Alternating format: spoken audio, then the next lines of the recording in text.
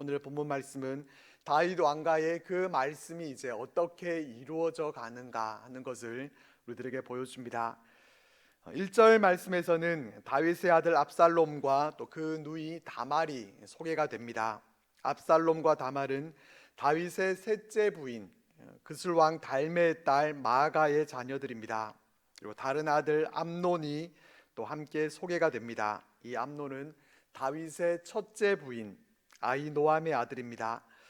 다말은 아름다웠고 암논이 다말을 사랑했다, 이렇게 언급을 하면서 앞으로 펼쳐지게 될 이 이야기의 배경을 제공합니다.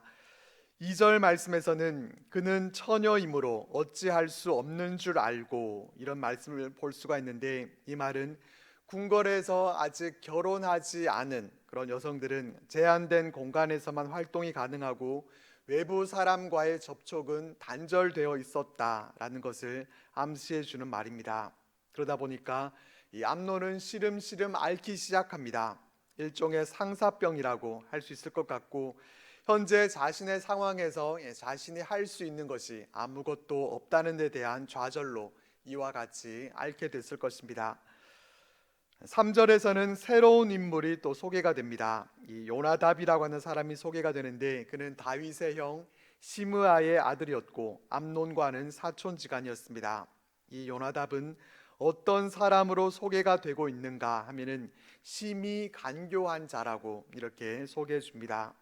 요나답은 암논이 야위어 가는 그 까닭을 물었고, 암논은 이복 동생 다말을 사랑한다, 이렇게 털어놓습니다. 요나답은 5절 말씀과 같이 계략을 짜냅니다. 요나답이 그에게 이르되 침상에 누워 병든 채 하다가 내 아버지가 너를 보러 오거든 너는 그에게 말하기를 원하건대 내 누이 다말이 와서 내게 떡을 먹이되 내가 보는 데에서 떡을 차려 그의 손으로 먹여주게 하옵소서 하라 하니, 병을 핑계로 다말에게서 간호를 받을 수 있도록 그렇게 다윗 왕에게 요청하라는 것이었습니다.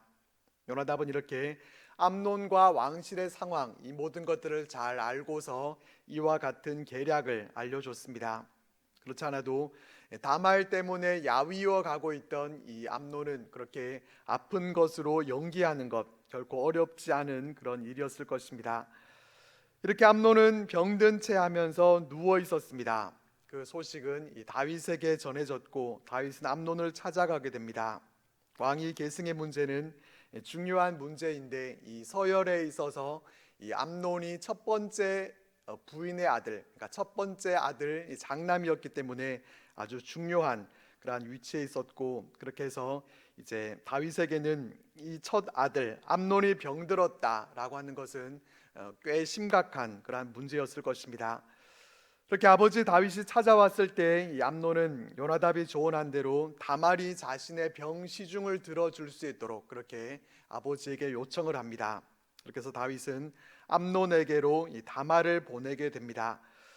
왕명을 받은 다말 공주는 이 암논의 집에 가서 병상에 누워 있는 이 암논을 위해서 과자를 만들었고, 또 암논 앞으로 가지고 갔지만은 이 암논은 과자에 대해서는 관심이 없었습니다. 그러고는 그 자리에 있던 시종들을 모두 물리치고 다말과 단둘이 있게 됩니다. 암논은 다말에게 음식을 가지고 침실로 가져와서 손수 먹여달라 그렇게 요구를 합니다. 그리고 암논은 다말에게 11절 말씀과 같이 행동하고 또 요구하게 됩니다. 다말은 다윗 왕으로부터 들었던 것과는 다르게 이 암논이 병들지 않았다라는 것을 알아차릴 수 있었고, 다말은 완강하게 거부하면서 나를 욕되게 하지 말아달라 이렇게 말합니다. 그리고 13절에서는 왕에게 정식으로 결혼을 부탁하라 그렇게 얘기합니다. 하지만 암논은 이 다말의 부탁을 거절합니다. 결국 다말을 겁탈하고 말았습니다. 분명한 것은 암논이 다말을 짝사랑했던 것은 정상적인 모습이 아니었다는 것입니다. 그들은 이복남매 관계였고 맺어질 수 없는 그런 관계였습니다. 다말을 향한 이 암논의 마음은 순수한 그런 사랑의 마음이 아니라 그것은 하나의 정욕에 불과했습니다. 우리는 이러한 육신의 정욕과 또 순간적인 감정들, 이것을 우리는 경계하고 또 조심해야 할 것입니다. 조금만 더 깊이 생각해 보거나 또 객관적인 다른 사람의 그런 시각을 빌어오게 되면은 우리의 감정과 행동들이 정상적이 아닐 때 그것이 정상적이지 않구나 하는 것을 알게 될 텐데, 자기 생각에만 갇혀 있게 되면은 이와 같은 우를 범할 수가 있습니다. 우리는 내 감정대로가 아니라 하나님의 말씀을 토대로 해서 과연 내 감정과 생각들이 올바른 것인가, 그 정당성을 우리는 잘 확인해 봐야 할 것입니다. 그리고 여기서 생각해 보게 되는 것은 이 암논의 비정상적인 이 욕망이 요나답의 계략을 통해서 실현이 되었다라는 점입니다. 요나답이 아니었다고 하면은 암논 혼자서 그렇게 마음으로 그렇게 앓고 앓다가 끝날 수도 있었을 일입니다. 근데 간교한 요나답이 이를 꾸미는 바람에 그 암논이 갖고 있었던 그 악한 욕망이 실제로 그렇게 일어나게 되고 끔찍한 현실로 이루어지게 된 것을 볼 수가 있습니다. 우리는 이와 같은 요나답을 조심해야 합니다. 나 혼자라면 일어나지 않을 일이 이 요나답 때문에 사건이 일어나게 되는 그러한 일이 발생할 수 있기 때문입니다. 만약 우리 곁에 요나답과 같이 이렇게 간교한 사람이 있다고 한다면은 그 사람을 멀리하는 것이 유익합니다. 요나답과 함께 행동하고 같이 붙어 있게 되면은 암논도 요나답과 같이 변해버리게 되는 것입니다. 그렇기 때문에 우리에게 믿음의 동력자가 있다고 하는 것, 이것이 얼마나 귀하고 감사한 일인지 모릅니다. 요나답과 같지 않고 사울의 아들 요나단과 같은 그러한 친구가 있다면 얼마나 귀하고 복되겠습니까? 내게 좋은 말만 해주는 그런 친구가 아니라 내가 잘못된 생각을 하고 있고 또 그릇된 길로 갈 때 나를 꾸짖어 줄 수 있고 조언해 주고 또 같이 마음 아파해 주면서 위로해 줄 수 있는, 그래서 바른 길로 가게 해주는 그런 친구가 있다고 하면은 그런 친구가 있다는 것 자체가 우리에게는 참 복된 것입니다. 하나님이 우리에게 이런 좋은 친구와의 만남이 있도록 그렇게 인도해 주시기를 바랍니다. 그리고 암논은 악한 계획을 실행에 옮기기 전에 사람들을 모두 다 밖으로 내보냈다라는 이 점도 우리가 한번 주목해 볼 필요가 있습니다.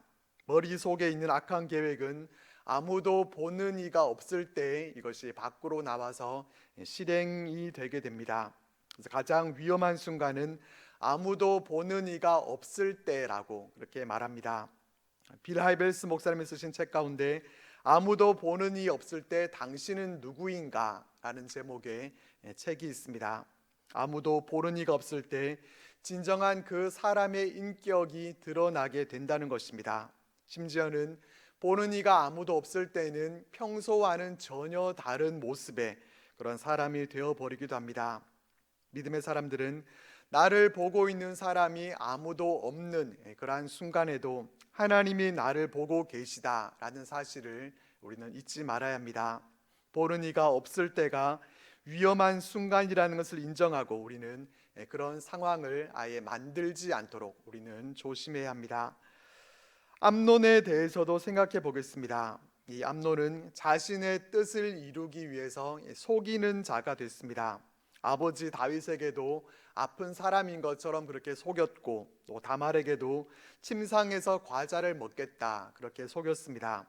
암논은 이렇게 자신의 뜻을 이루기 위해서 속임이라고 하는 이런 방법을 그가 사용하게 되는데, 이런 모습은 옳지 못한 모습입니다.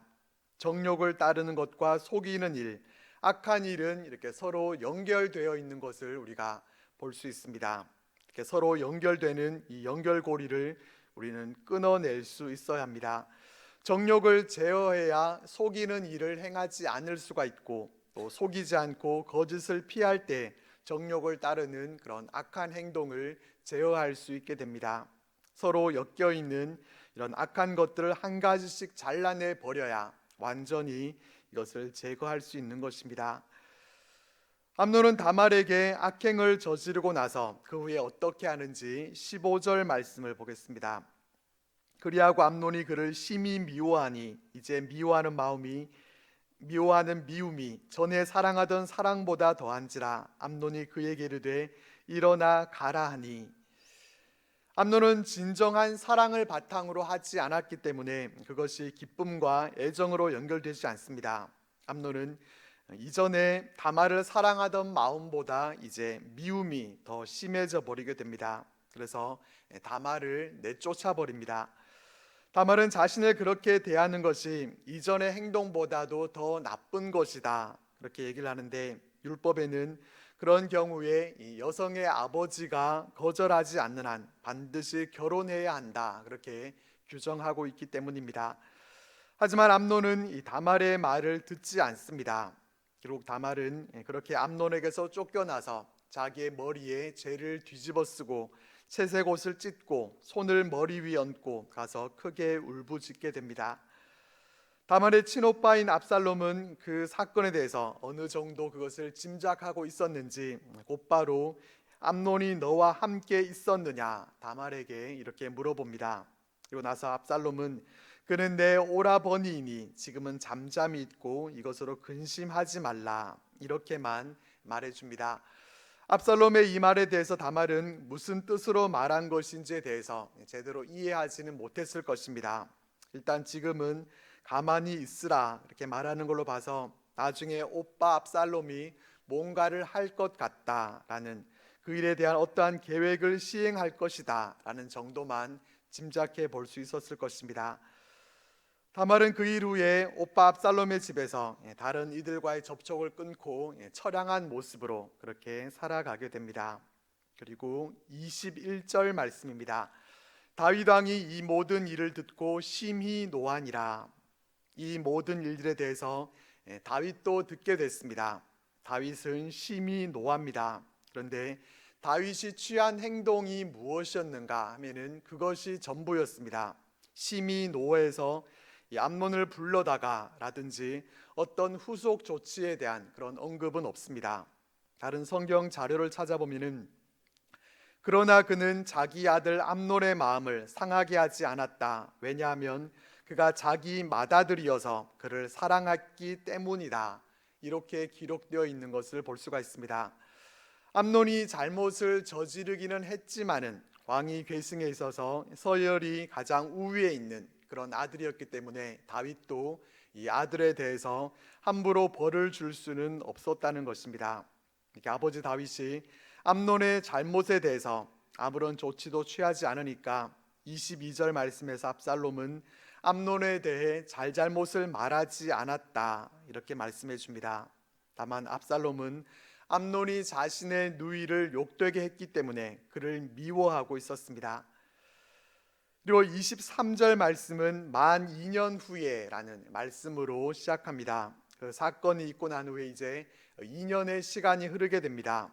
2년의 시간이 흐르면서 암논이 저질렀던 그 사건에 대해서 이제 이것이 무마되고 잊혀지고 있는 것처럼 그렇게 여겨졌을 것입니다. 이러한 시간적인 배경 속에서 공간적인 배경은 에브라임 곁 바알 하솔이라고 하는 곳입니다. 압살롬은 여기서 양털을 깎는 그런 일이 있었습니다. 우리가 사무엘상 말씀을 보면서 이 나발과 아비가일에 관한 그 말씀에서도 봤던 것처럼 양털을 깎는 것은 아주 큰 하나의 축제와 같은 그런 행사였습니다. 압살롬은 다윗 왕의 모든 아들들을 초청하면서 아버지 다윗과 또 신하들까지 초대합니다. 하지만 다윗은 우리가 다 가게 되면은 누를 끼치게 될까 염려가 된다라고 하면서 압살롬의 초대를 완곡하게 거절합니다. 대신에 압살롬을 축복합니다. 이제 압살롬은 자신의 본래 의도를 가지고 다윗에게 얘기하고 일이 어떻게 되는지 26절과 27절 말씀을 보겠습니다. 압살롬이 이르되 그렇게 하지 아니하시려거든 청하건대 내 형 암논이 우리와 함께 가게 하옵소서. 왕이 그에게 이르되 그가 너와 함께 갈 것이 무엇이냐 하되 압살롬이 간청하매 왕이 암논과 왕의 모든 아들을 그와 함께 그에게 보내니라. 압살롬은 다윗이 가지 않는다면 대신해서 맏형 암논을 보내달라 그렇게 요청합니다.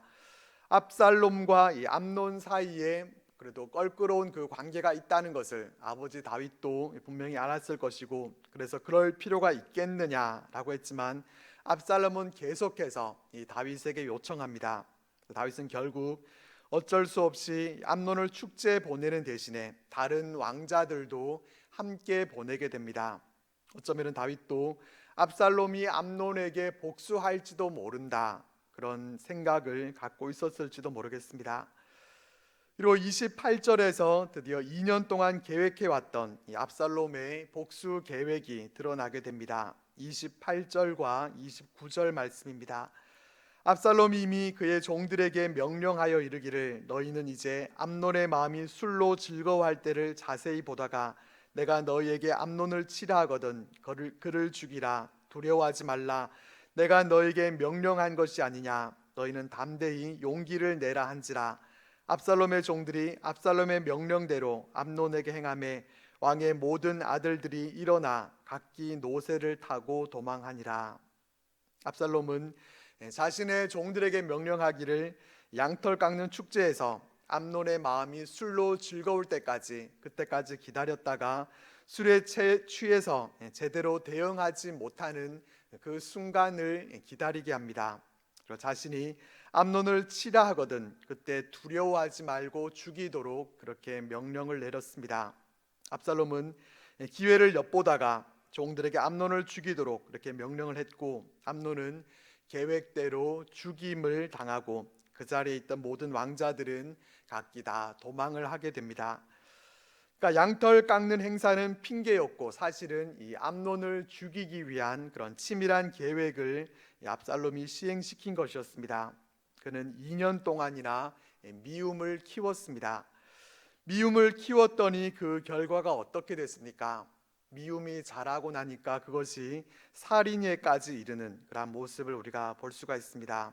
죄는 이렇게 끔찍한 결과를 가져오게 됩니다. 사람이 마음을 지키지 못하게 되면은 마음이라고 하는 곳이 죄를 키우는, 배양시키는 그러한 곳이 되어버리고 맙니다. 그렇기 때문에 미움이 싹을 틔우고 살인이라는 그러한 열매를 맺히기 전에 씨를 제거해 버리는 것이 올바른 모습입니다. 우리 안에 누구를 미워하는 마음이 있으십니까? 그 마음이 벌써 몇 년이나 된 그렇게 묵은 그런 마음이 혹시 있으십니까? 그 묵은 마음을 사랑으로 갈아엎을 수 있기를 바랍니다. 묵은 땅을 기경해서 미움의 씨가 이제는 더 이상 자라나지 못하도록 그렇게 만들고, 용서와 이해와 배려의 씨를 심어서 사랑의 열매를 추수할 수 있게 되기를 바랍니다. 압살롬이 암논을 죽인 사건 이후에 그 소문이 다윗에게 어떻게 전달이 됐는가 하면은, 압살롬이 모든 왕자들을 다 죽였다라고 하는 이러한 소문이었습니다. 사실 압살롬의 수하들이 그 암논을 죽였을 때 그곳은 아주 혼란스러운 그런 상황이었을 것입니다. 그래서 누가 누구를 죽이고 상황이 어떻게 됐는지 그것을 제대로 파악할 만한 그런 겨를이 없었을 것입니다. 왕자 중에 한 왕자가 다른 왕자들을 모아놓고 어떤 죽이는 사건이 일어났다고 하면은 이 왕위 계승을 둘러싼 이 왕자의 난에서 모든 왕자들이 다 죽었을 것이다, 그렇게 생각하는 것도 전혀 무리가 아니었습니다. 그 소문을 듣고 다윗은 그 자리에서 옷을 찢고 땅바닥에 들어 누우면서 그는 슬픔에 빠졌습니다. 다윗은 아마도 이것이 나단 선지자가 전한 그 하나님의 심판의 그 첫 신호탄이라는 것을 그는 눈치챘을 것입니다. 자신의 죄로 인해서 밧세바를 통해서 얻었던 그 첫 아기가 죽었을 때 슬퍼했던 것처럼 다윗은 이제 다시 자신의 죄로 인해서 임하게 된 그 일에 대해서 또다시 슬픔 가운데 그는 통회하게 됩니다. 이런 상황에서 32절 말씀에서 이 요나답이 다시 등장합니다. 앞에서 언급된 것처럼 그는 심히 간교한 그러한 자였습니다. 암논과 가까운 사이였고 암논과 같이 그 축제 자리에 같이 있었을 수도 있을 텐데 그렇지 않고 그는 예루살렘에 있었습니다. 어쩌면은 이 암논 살해 계획에 대해서 알고 있었을지도 모릅니다. 어쩌면은 압살롬이 그런 기회를 타서 이 암논을 죽이도록 살해하도록 계략을 짜준 것이 어쩌면은 이 요나답일지도 모르겠습니다. 이 요나답은 다윗에게 왕자들 모두가 다 죽지 않고 암논만 죽었을 것이다, 이렇게 얘기합니다. 그렇게 추측할 수 있는 근거로는 2년 전 암논이 다말을 욕되게 한 날부터 압살롬이 계획한 일이라는 것입니다. 그 사실을 근거로 해서 요나답은 왕자들이 다 죽은 것이 아니라 암논만 죽었을 테니까 상심하지 말라라고 하면서 이 다윗 왕을 위로합니다. 요나답이 한 이 말을 통해서 생각해 볼 것은 요나답이 압살롬이 암논을 죽이려고 결심한 것을 그가 알고 있었다는 것입니다. 근데 그것을 알고만 있으면 어떻게 되는 것입니까? 암논은 그냥 그렇게 죽게 되는 것입니다. 그러니까 요나답이 간교한 자가 아니라 충성되고 신실한 그런 사람이었다고 한다면은 그렇게 되지 않도록, 자신이 그것을 알고 있다면은 그렇게 되지 않게 막았어야 했습니다. 압살롬을 설득시켜서 암논과 화해하게 만들든지, 아니면은 다윗 왕에게 그 사실을 고해서 압살롬이 암논을 죽이지 못하도록, 접근하지 못하도록 그렇게 한다든지, 아니면은 암논이 회개할 수 있도록 그렇게 법적 조치를 취하도록 그렇게 해 줬어야 되는데, 요나답은 자신이 알고 있는 그 사실을 말하지 않았습니다. 그러던 그가 이제 와서야 압살롬이 그날부터 암논을 죽이려고 결심하고 있었다, 이렇게 지금 말하고 있는 것입니다. 요나답의 이 말은 그러니까 전혀 도움이 되지 않는 그런 말입니다. 지금 와서 왜 이런 말을 하는지 이해가 안 될 정도입니다. 차라리 위로를 하려고 하면은 다윗 왕에게 가서 압살롬이 결심한 내용에 대해서는 끝까지 얘기하지 말고 그냥 혹시 암논만 죽었을 수도 있으니까 너무 미리 그렇게 낙심하지 말고 정확한 사건에 대해서 알게 될 때까지 조금만 더 기도하고 기다려 보시죠, 이렇게 말하는 것이 더 좋았을 것입니다. 그리고 34절에서는 장면이 압살롬에게로 넘어갑니다. 압살롬은 암논을 살해하고 난 후에 도망칩니다. 어디로, 어떻게, 누구와 갔는지 여기에 대해서는 소개해 주지 않고 이 한마디만 기록하고 다시 장면이 또 예루살렘 쪽으로 넘어갑니다. 파수하는 청년, 이 보초를 서고 있는 병사가 보니까 여러 사람이 뒷산 언덕길로 오는 것을 볼 수가 있었습니다. 이 부분이 다른 성경 70인역 성경에서는 더 길게 기록이 되어 있습니다. 어떻게 기록되어 있는가 하면은 초병이 와서 왕에게 전하여 말하기를 사람들을 호로나임길 산 비탈에서 보았습니다, 이렇게 기록되어 있습니다. 호로나임의 위치까지는 우리가 알 필요가 없을 것 같고, 어쨌든 왕자들은 그곳에서 예루살렘으로 오는 가장 빠른 길로 그렇게 다시 되돌아온 것 같습니다.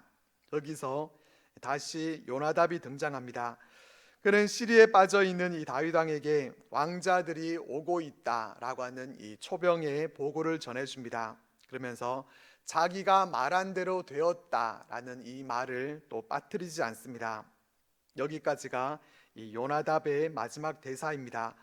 더 이상 이제 요나답은 성경에 나오지 않습니다. 요나답은 마치 초등학생들이 봐, 내 말 맞지? 그러면서 이렇게 말로 내기를 하는 것처럼 아주 유치한 모습을 보여줍니다. 요나답을 보면서 우리는 언어 사용에 대한 그러한 교훈을 받게 됩니다. 요나답은 간교하게 나쁜 계획을 실행시키도록 그렇게 만들었을 뿐만 아니라 또 슬퍼하고 있는 사람에게도 전혀 위로가 되지 않는 그런 불필요한 말을 했었습니다. 그저 내가 모든 일들을 잘 알고 있고 내가 똑똑한 사람이다, 그렇게 유치하게 뽐내면서 자신의 어떠한 정치적 입지를 다지기 위해서, 다윗 왕에게 자신을 잘 보이기 위해서 그렇게 한 것입니다. 하지만 그런 그는 다윗의 왕국에도 또 하나님 나라에도 전혀 보탬이 되지 않는 그런 사람에 불과했습니다. 우리는 요나답과 같은 그러한 모습이 아니라 우리의 언어를 위로가 필요한 사람에게 우리는 따뜻하게 위로하고 또 격려가 필요한 사람에게 힘차게 격려해 주는 데에 잘 사용할 수 있기를 바랍니다. 남을 깎아내리기보다 세워주고 또 남을 비판할 바에는 차라리 침묵하고 말을 하려면은 칭찬해 줄 수 있는 그러한 우리의 모습이 되시기를 바랍니다. 이렇게 왕자들이 바알 하솔에서 돌아와서 소리를 높여 통곡합니다.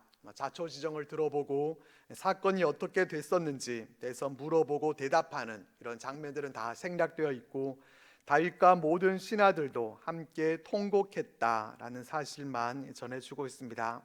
모든 왕자들이 다 죽지 않고 그래도 다른 왕자들이 살아 돌아왔다는 것은 감사한 일이었지만은 그래도 맏아들이었던 이 암논이 죽임을 당했고 또 그 일을 저지른 그 다음 서열의 왕자가 달아났다는 것까지 모두가 다 통곡할 일이었습니다. 37절 이하에서는 압살롬의 망명과 관련된 말씀을 전해주고 있습니다. 37절에서는 압살롬이 도망해서 간 곳이 그술왕 암미울의 아들 달메에게로 갔다 이렇게 알려줍니다. 압살롬의 어머니가 달메의 딸 마아가였으니까 압살롬은 외가로 망명을 한 것입니다. 압살롬이 이스라엘 바깥으로 떠나버리고 나니까 이 다윗도 압살롬을 함부로 소환시킬 수는 없었습니다. 압살롬은 이렇게 망명을 했고 다윗은 날마다 그의 아들로 말미암아 슬퍼했다 이렇게 말씀해 줍니다. 여기서 그의 아들이 죽은 암논을 말하는 것인지 아니면은 이 압살롬을 말하는 것인지 그것은 분명하지가 않습니다. 그러나 암논이든지 그것이 압살롬이든지 이 아버지에게 있어서는 10손가락 중에 깨물어서 아프지 않은 그런 손가락이 없기 때문에 다윗은 그 문제로 슬프고 또 마음이 많이 아팠을 것입니다. 압살롬은 그렇게 그술로 가서 3년이라는 시간을 보내게 됩니다. 그러니까 암논과 다말의 사건이 있은 후로 5년이라는 그런 시간이 지나가게 됩니다. 시간이 지나면서 다윗은 암논은 이미 죽었기 때문에 위로를 받고 압살롬을 향해 그 마음이 간절했다라는 말씀으로 본문이 끝맺게 됩니다. 여기서 우리가 보게 되는 것은 죄가 관계를 깨트린다라는 것입니다. 죄 때문에 결국은 아버지와 아들이 서로 갈라져서 살아가게 됩니다. 죄는 이렇게 사랑하는 사람과의 관계를 갈라놓습니다. 그렇기 때문에 우리가 누리는 관계들을 지속시켜 나가기 위해서는 우리는 이 죄를 쫓아내야 합니다. 죄 문제를 해결해야만 이 관계 회복이 이루어질 수가 있습니다. 어떤 책을 보니까 이 본문 말씀의 제목을 다윗 가정에 날아온 죄 청구서 이렇게 제목을 붙여놓은 것을 볼 수가 있었습니다. 참 적절하게 이 제목을 잘 붙여놓은 것 같습니다. 속도 위반 딱지나 또 주차 위반 그런 청구서를 한 번쯤은 받아보셨을 것입니다. 우리가 위반한 일에 대해서 청구서가 날아오게 되는 것처럼 우리가 저지른 죄에 대해서도 그것이 그 청구서가 우리 인생 가운데도 날아오게 된다라는 사실을 우리는 기억해야 합니다. 죄로부터 우리 자신을 지킬 때 기쁨과 행복을 누릴 수가 있는 것이지 그렇지 못하게 될 때에 기쁨이 슬픔으로 바뀌게 된다는 사실을 우리는 잊지 말아야 합니다. 우리는 죄와 맞서서 싸워야 합니다. 죄의 본질은 파괴이기 때문에 절대로 이것을 우리가 허락해서는 안 됩니다. 죄는 관계를 단절시키고 또 행복했던 그런 가정을 파괴시킵니다. 슬픔과 아픔을 가져다 주게 됩니다. 그래서 우리는 성령 충만함을 통해서 이 힘을 가지고 우리가 죄와 싸워서 잘 이길 수 있기를 바랍니다. 죄를 이김으로 우리가 죄의 청구서를 받는 것이 아니라 승리자의 그 메달을 우리 목에 걸고서 우리가 날마다 하나님의 은혜 속에 승리하는 우리 모두의 삶이 되시기를 바랍니다.